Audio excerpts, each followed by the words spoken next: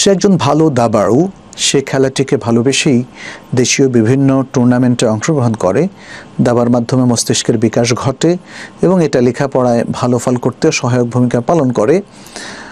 ইসলামের দৃষ্টিতে এই খেলাটা কি পুরোপুরি হারাম? আচ্ছা, আপনি বলেছেন মস্তিষ্কের বিকাশ ঘটে এবং লেখাপড়ায় ভালো ফল করতে সহায়ক ভূমিকা পালন করে। কারো কারো ক্ষেত্রে সেটা হয়তো হতে পারে, কিন্তু এটাকে এমনভাবে নিশ্চিতভাবে বলাটা কঠিন। পৃথিবীর যে কোনো জায়গায় যে কোনো মেধাবীরা যখন প্রবেশ করে তখন তার অলরেডি সে তার মেধাকে কাজে লাগিয়ে সে হয়তো ভালো করে। দাবার কারণে কেউ অতিরিক্ত মেধাবী হয় এটার কোনো আসলে দলিল নেই, এবং দাবা খেলার মধ্যে নিমগ্ন থেকে রেজাল্ট ভালো করতে সক্ষম হয় সেটাও ঠিক নয়। আসলে রেজাল্ট ভালো করার জন্য যে শর্তগুলো আছে সেটা পরিপালন করলে সে রেজাল্ট ভালো করতে পারবে।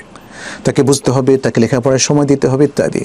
অতএব আপনার এই যে দুটো কথা আপনি যেটা বললেন এগুলো আসলে ওইভাবে কোনো প্রমাণিত কথা নয়।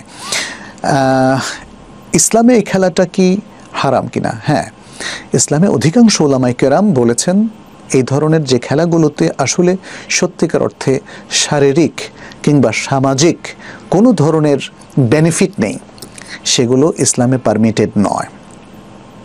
অনেক খেলা আছে, আপনি দেখবেন যে অনেক খেলা আছে যেই খেলাগুলো নিছক হয়তো কারো কারো জন্য আনন্দদায়ক, বাট ইসলাম সেগুলোকে পারমিট করে না, কারণ তার সত্যিকার অর্থে কোনো বেনিফিট না। ইসলাম তাহলে কোন ধরনের খেলাগুলোকে মুবাহ বলেছে?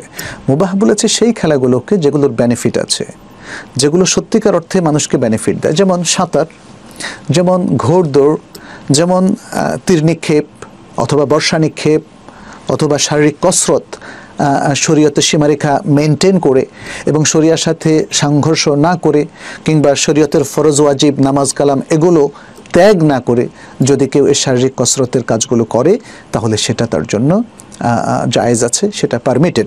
তাহলে ইসলাম খেলাধুলাকে দুই তিনটার মধ্যে সীমাবদ্ধ করেনি, অনেক খেলাধুলা আপনি করতে পারেন। আপনি সাইক্লিং করতে পারেন, সাইকেল চালাতে পারেন, হ্যাঁ, কিন্তু আবার মেয়েদের ক্ষেত্রে পুরুষদের সামনে সাইকেল চালানো যাবে না ইত্যাদি এই বিষয়গুলো। এখন তো আসলে আমাদের তথাকথিত আধুনিক শিক্ষা আমাদেরকে এতটাই উদার করে দিয়েছে যে মেয়েদেরকে আমরা খেলার মাঠে পুরুষদের সামনে টেনে নিয়ে এসেছি। এগুলোর রেজাল্ট কিন্তু ভালো নয়।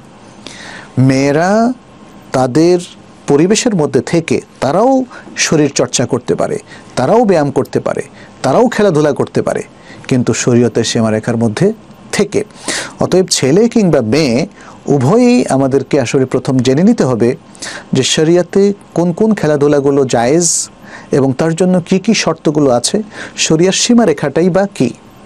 এ সমস্ত ক্ষেত্রে আরও বিস্তারিত জানার জন্য আমি আপনাদেরকে বলবো আপনারা islamkio.info এখানে একটু যাবেন, দেখবেন সেখানে বাংলা এবং ইংরেজিতে প্রচুর প্রশ্নোত্তর আছে, আর আরবিতে তো আছেই।